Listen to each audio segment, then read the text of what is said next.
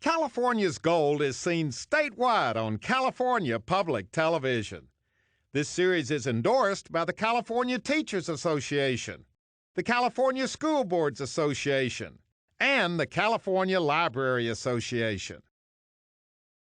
Well, hello everybody, I'm Huell Hauser, and here we are in the city of Covina in the San Gabriel Valley. We're standing right outside the Trinity Lutheran Church, and even though it's a beautiful day and we're always in a spiritual mood, we have not come here to literally go to church. We have come here to attend a meeting, and Fred, you have invited us to attend is this an annual meeting, a quarterly meeting? This is a quarterly meeting. A quarterly meeting of? The Southern California Pen Collectors Club. The Pen Collectors Club. And you know, there's several levels to people's consciousness about pens. Now, we are not talking about the kind of pens that you've got around your neck, are we? No, we're not. We're talking about oh, don't give it away. That's what the show's all about. We're going to go inside and find out what this pen club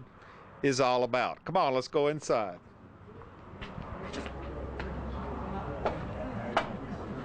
Okay, we're inside the fellowship hall, and now, Fred, we can give away exactly what kind of a pen club this is. Share the secret. These are writing instruments, fountain pens. It could be ball pens. It could be pencils. It could be, you name it, anything that you can write with. We have a collector here. But you start off, the top of the list is fountain pens. Absolutely. All right, now we're standing right in front of your table right here. Okay. You invited us, so we're starting off at your table. Thing. The fountain pen shop. You have your own shop that sells fountain pens. Yes, we do.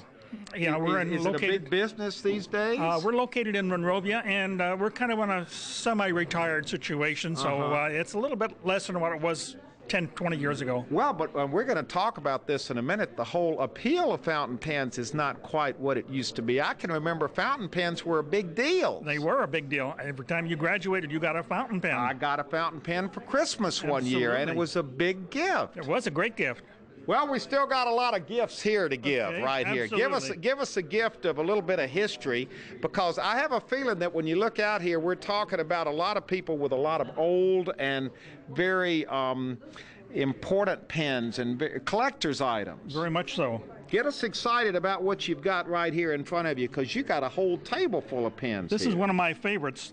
This is a Waterman pen made in the 1920s. A Waterman pen. Let's take a look at this and tell me why you're so excited about this pen. This particular pen is called the tree trunk, and it represents similar to a tree. It looks like the bark on a tree. One recently sold on eBay for over $1,700. Oh my gosh! Now, is this so? The way the pen looks on the outside is part of what makes it a collector's item. Very much so. I thought it was always the point of the pen that made it so important. Well, the point is important in that, you know, you do have to write with it. That's what you write with. Most collectors don't write with their pens. They just admire them. Did I break this? What did I just do? No. How's that supposed to? Don't worry about it. Oh, you're supposed to screw it on there. Yeah, we got it. Okay. It's $1,600. I don't want to break it. Now, there's a beautiful pen right there. And it's called the... That is the Waterman tree trunk. Now, is Waterman the name of a pen company?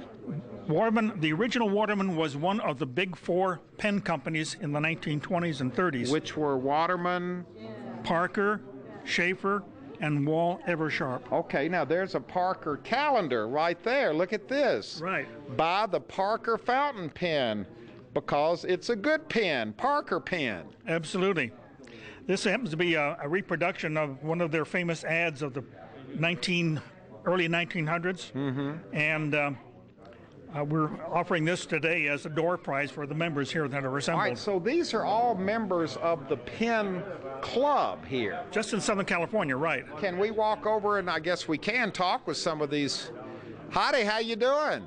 Well. Huell Hauser, what are y'all standing around here talking about We're today? talking about pens. and what kind of conversation do you have about fountain pens? What kind of do you share new finds, new purchases? I was looking at a new one. Let's look at this. It's not real new, but Now, whose pen is this? That's mine. Well, yeah, get me excited about That's this. called a Schaefer Intrigue. It was discontinued a few years ago, but it's a very innovative design. It doesn't look like any typical pen that you'd see. It looks kind of space age. Well, it's called the whale skin covering on the pen, although it's not real whale skin, but it gives you that impression of some sort of a wild animal. So, wait a minute. I'm getting the idea very quickly. It's the look of the pen, not just the way the pen writes. Is that right? I think it's a combination, but typically collectors who like the more vintage pens go for things that have interesting combinations of color. The celluloids that were made in the 20s through the 40s are typically very interesting. Wow, look at all of these pens. Now, I just don't even know how you began to... Whose pens are these? These are mine. Well, get me excited about these things. These are beautiful pens. Well, thank you. Here's a Parker pen from the 1930s called a Challenger. Very pretty Look at celluloid. this. The Challenger. Challenger, yeah. So Deluxe Challenger. Did pen companies compete to try to see who could come up with the most attractive, do you call them bodies, or what do you call them? Well, the bottom part is called the barrel, and then this is called the cap. The barrel and the cap. Right. So they would have competed to, the idea was to catch your eye when you walked in a store, something that would jump out at you and want you to have that pen. Right, and also with the nibs, Waterman had very flexible nibs. Some people like that. Had flexible what? Flexible nibs, that's the writing surface here. See, we're learning about that. Right, Now, right. that's a real small nib, but I think we can see it. This little piece of metal up here is called the nib. Right, 14 karat gold. And that's gold. Right. On the better pens, they were gold, right? What were they on the cheaper pens? Steel. Well, let's look at some of these others. Huell, Look. I would like to show you this. This is a very special, Look it's at called this. a pencil pen. And it was made by a man who was named Joseph Schnell. And if you look closely at the clip, it's shaped like a little airplane. And this was made to... Oh my gosh, I don't even know whether our camera can get there, but there's the top of the airplane right there. Right. And this was actually made in commemoration of Lindbergh's 1927 transatlantic flight. And there's a few of these around. But what makes this really unique is that it's actually a pencil on one end and a pen on the other. Oh, look. Now we're looking at Ned Basson's pens. This is a pen and pencil set. Pen and pencil set, mechanical pencil, and it's a Parker 51 set. A Parker 51. Now that means it was put out in 1951. No, it was the model is a 51. It was made in the 40s and 50s. Look at this. And, This is a very attractive. Now what makes this so, I mean, it's a beautiful color. What makes it special is the color. It's called mustard, and were made in very small numbers in that particular color. The color wasn't stable in production, so they discontinued the color. You notice that this is originally the pen and the pencil came out. They weren't quite Not the quite same the color. same. But it is a match set, and Parker discontinued it because of that. The color wasn't stable, so they're highly collectible. So you because of- collect mistakes the same way stamp collectors would collect Exactly, something that didn't come out exactly. quite right. This Yes. makes it even more valuable. Yes, the rarer, the lower the production, the rarer the pen. Okay, we're hooking up with you're one of the members. You've probably been a member around here for a while. Yes. Get me- I think I started with the SPCC. SPCC. SPCC? Southern California Pen Collectors Club. All right, I'm learning as we go along. You got are these all your pens? Yes, these are the ones that I have for sale. So you've got more at home. I'm afraid so. You get addicted to these things just like anybody does, don't you? Yeah. Now show me something here, because you've got so many wonderful All pens right. here. The collection is those are all Schaefer pens. Okay, look at this. These are all Schaefers. all Schaefers.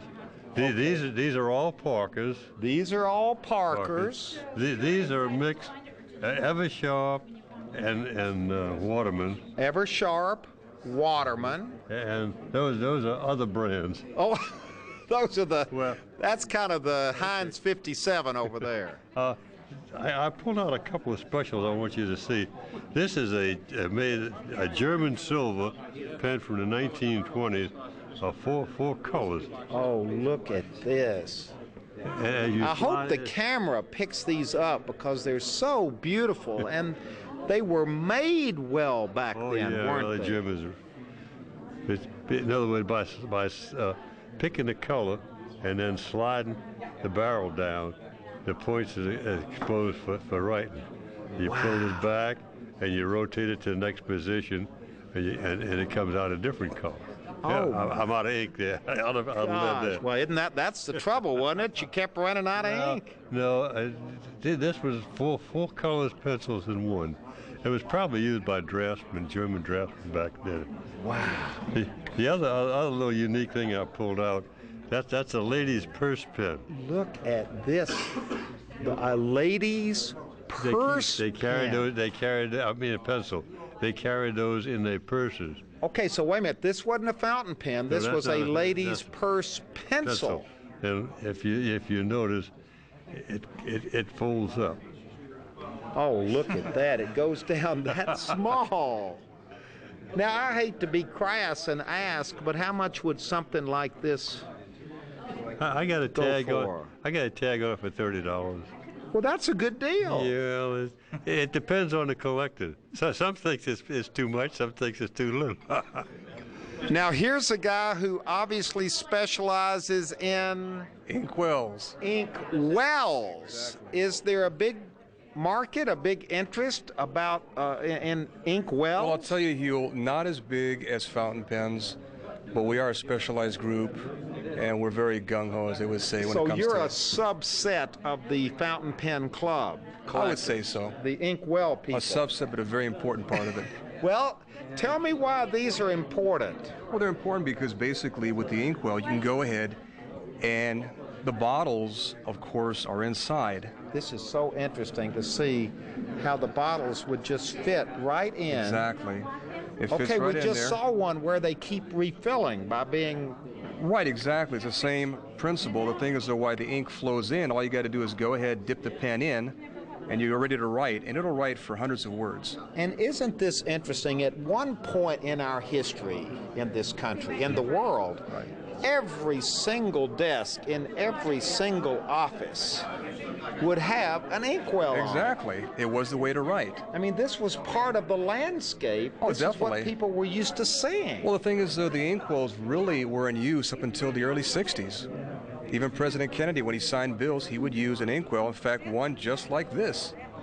So something like this would have Right. been on Kennedy's desk. Exactly. This is an Esterbrook. Esterbrook was very popular in the U.S. Put that pen back in there and let's see how Sure. that. Oh wow, it's got an elegant look to it. It does, doesn't it? definitely. Definitely it does. Something as simple as an inkwell Yes. has become a collector's item. Oh, no doubt about it. Isn't definitely. that interesting? Yes, it is. Now this looks like it goes back to the. Boy, this is a beaut right here. It's Look the at this. 1940s. And it was popular one time to put certain motifs on top of inkwells. That was produced by Founto Ink. Founto Ink was located right here in Los Angeles. In fact, it was in Glasso Park, Cypress Park area where I live. And they existed for quite a few years. Very popular country. Here's one company. with a sailing ship. Here's one With the horse. with a horse. Very popular motif. So they came out with a whole series of these with Yes, they different did. animals and other things Yes, on them. exactly. Very popular at one time. Fred's taking us around and introducing us to all the right people, aren't you, Fred? Absolutely, yeah. I'd like you to meet Chris Odgers. He's probably one of the most knowledgeable pen people in Southern California. Nice to After meet me. you.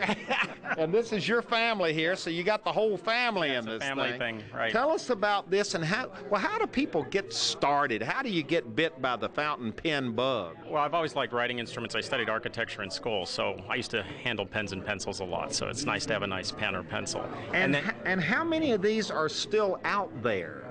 there's still a surprising number stuck in drawers. They're still turning up, which Is makes that it how fun. people find out about them? Is that how the collectors get hold of them? I tell friends, they find them in drawers, buy them on eBay, go to flea markets. I've been to get up at 5 a.m. and pound the flea markets. That's how you find it. All right, give us your... Oh, look at this. Here's a whole collection of these beautiful the outer casings of Right, them are yeah. so beautiful. Those are all fountain pens, and those are from my collection. I both sell pens and collect pens. And Look at this. So these are not for sale. no, those aren't for sale. These are just beautiful. This is kind of the best of everything we've seen so far. These are the ones with the kind of the woody kind of. Well, these are called overlays. They're precious metal. They're either in sterling silver or gold filled. So wait a minute. This is gold. Yes, the hand engraved gold. And this is silver. Right. Look at this. And then they were Oh. also covered with pearl. That would have been the sort of Gilded Age high-end writing instrument, about 1905. Now wait a minute. What is this? Oh, can I pick this up? Sure. I'm afraid to. It's made of agate. Look And at that's this. about 1830. That's not a fountain pen. That was pretty much pre-fountain pens. Fountain pens didn't really come in until the 1880s when Lewis Waterman invented the first practical So what is fountain. this? This is a dip pen. And the way this worked is there was a little end on it, and you would take a cut goose quill, which I happen to have. the goose quill. Right. You'd put that in there like this, and then you would close the pen down on it, and you would dip it into the ink. The goose quill, the quill pen, that's why they were used, because they were hollow and they would hold ink. Right. But what kept lots of ink from kind of messing things up? Well, it often did mess things up, which is why people wanted a fountain pen that flowed smoothly. So the legend is that's what necessity was the mother of invention. Lewis Waterman was a insurance salesman, supposedly had a dip pen blot on a contract, and the guy wouldn't sign it, so he decided to invent a fountain pen. So Waterman invented the first fountain practical pen. fountain pen, yes. And that was done in 1883. See, I've never heard any of this before. I've heard of Waterman pens. I had no idea he was the guy who started it all. Pretty much. He made millions off of it. But before that, for example, we have a pen here. This was described by the instrument maker to Louis XIV. This is called a Bion pen. It dates from about 1700. It also took a goose quill on the back, and you'd fill it in the back end with ink, and this was a fountain pen, and then you could also use the back end as a seal. And this goes back to... About 1700, 1710, somewhere in there. See, this is all so fascinating. It's easy to understand how you do get hooked. Yeah, well, it's history. They're beautiful objects. There's a whole lot of facets to pen collecting that aren't obvious to begin with. Yeah, because we're not just talking about the pen. We're talking about history. We're talking about life. Here's something that's a kind of a Hollywood item. This is another Parker 51 set, and it's a very rare set in and of itself. But the thing that makes this interesting is if you flip it over, you'll find that it was given by Greer Garson to a Hollywood agent about 1941. She had this set engraved with her handwriting and then given to him as a gift. So. And those are the days. Young people won't really remember this, but there was a time in our history not that long ago when that was a wonderful gift to give someone, was a fountain pen. Fountain pens were tremendous gifts. They were highly promoted by the pen companies as the great all-around gift. Well, for I've already graduation. mentioned it, but I remember one Christmas, it was my main Christmas gift, and it was a big deal. I was going all around showing everybody my new fountain pen. Yep, they were an expensive item, and they were an important item, and they made great gifts. Does that sound old-timey to you to hear people like us talk about fountain pens? No. Well, you hear it all the time, don't you? Yeah, he does. He does hear it all the time. It just keeps getting more interesting and kind of bizarre in a way, because I don't even know what we're looking at here, Gary, but obviously it's collectible. These are pen wipers. Wait a minute, pen wipers? Yes, it even says so on the front of one of these, right there, pen wiper. Well, what do you do with a... Okay, okay, you've got one over here. When you have too much ink on your pen, you got to have a place to wipe it besides your fingers. And so you could... Eventually, these have not been used. Eventually, when they get all used up, they end up being thrown away. You throw them away and get a new pen wiper. And get a new pen wiper. And would pen stores give these away when you would purchase a pen? They'd get a couple of pen wipers with them? Sometimes, yeah. Because I never got a pen wiper. I was shopping in the wrong place, I Some of guess. these are souvenirs from places, tourist places. You can see them imprinted on them. So you've got a whole, look at this, you've got a whole collection. Yeah, if you got one with your pen, it was more likely to be this kind of really small, one-piece, one-use one. But they were very practical because it was a way to get that excess ink off your pen. Yes, you had to have one if you were going to do it that way. Now, is there much of a market for pen wipers? Not that I know of. Pens from around the world. Yeah, this is a Nikaya. These are made in a small workshop in Tokyo by a small group of craftsmen who are retired from Platinum, one of the big Japanese pen companies. Wow, so when was this made? This was made in 2003. So it's a new pen. Yeah, this is a new pen. I happened to be in Tokyo on a business trip, and I had heard about the company, and I carved out a hole in my schedule and went and visited them. Can we take that out and see what it looks like? Sure. Oh, it's beautiful. Yeah, this is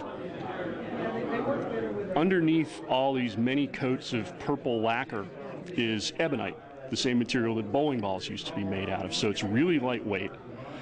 And despite how big it is, it's incredibly comfortable. You can write with this all day. See, the Japanese know what they're doing, don't they? Yeah. I mean, the Japanese, Pilot, one of the other big Japanese pen companies, has come up with the ultimate modern pen.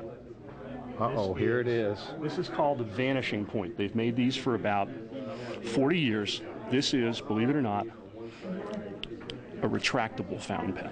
A retractable fountain pen. I've never seen one of those. These are fantastic for meetings. I'm a lawyer. When I used to try cases, these are so convenient. When you're sitting in a courtroom, fountain pen, taking notes, boom, take a quick note, put it back. Oh my gosh! Do they have a patent on this? I believe they do.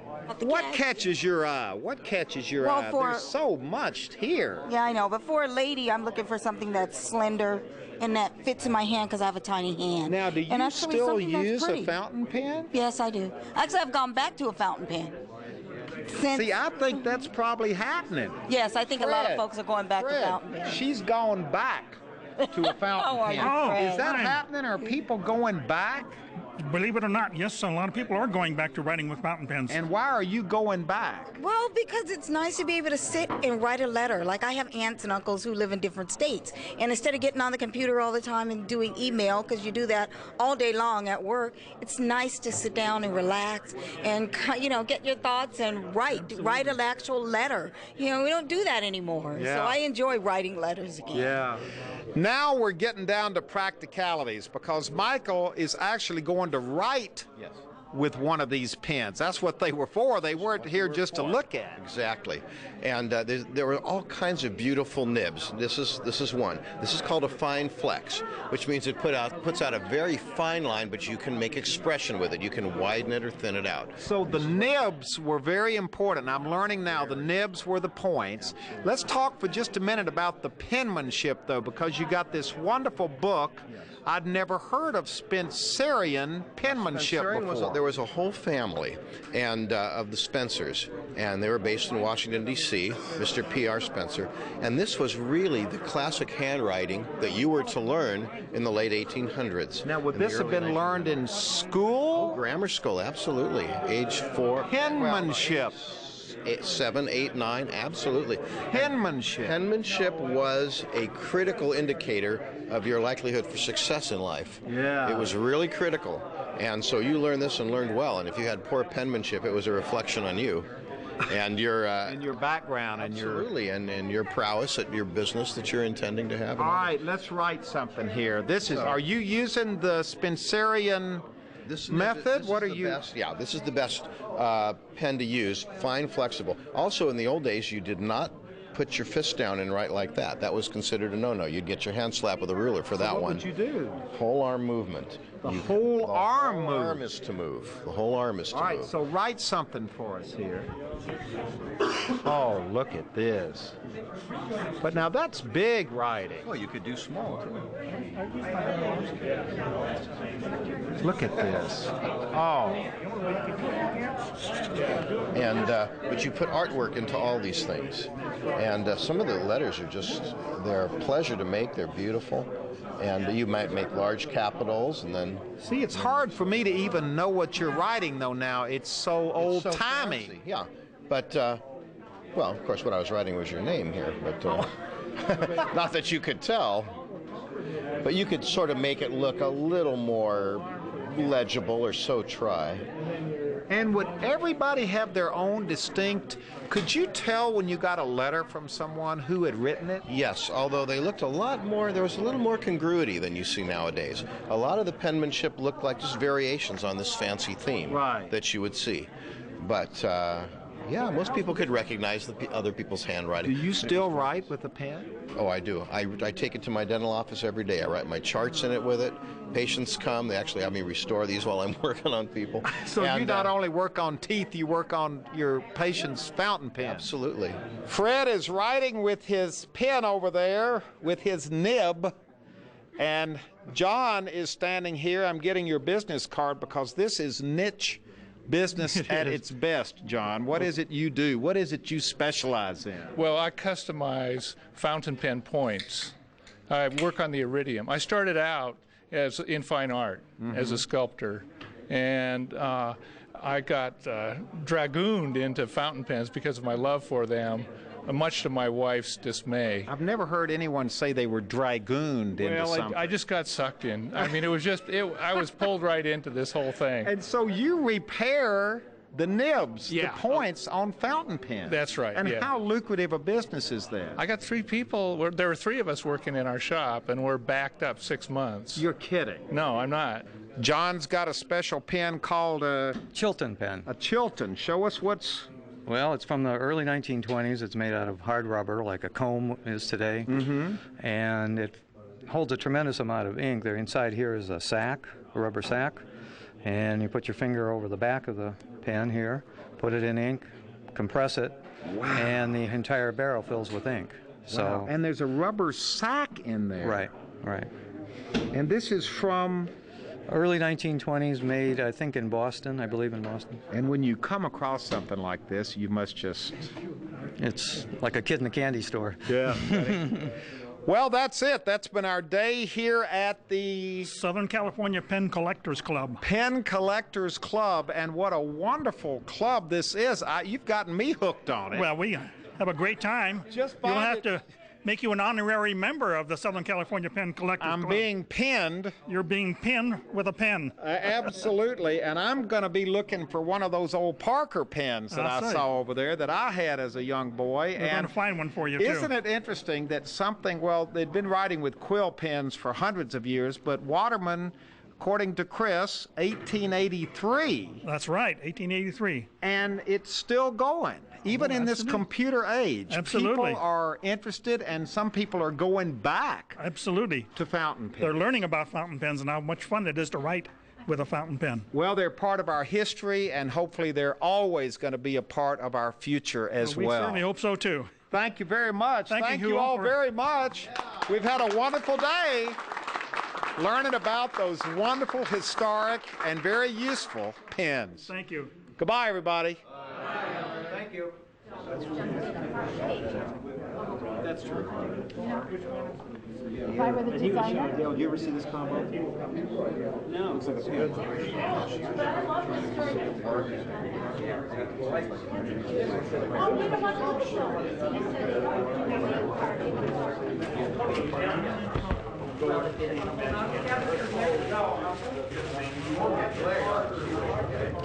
Cats scratch, but Lucky Curve Parker pens do not.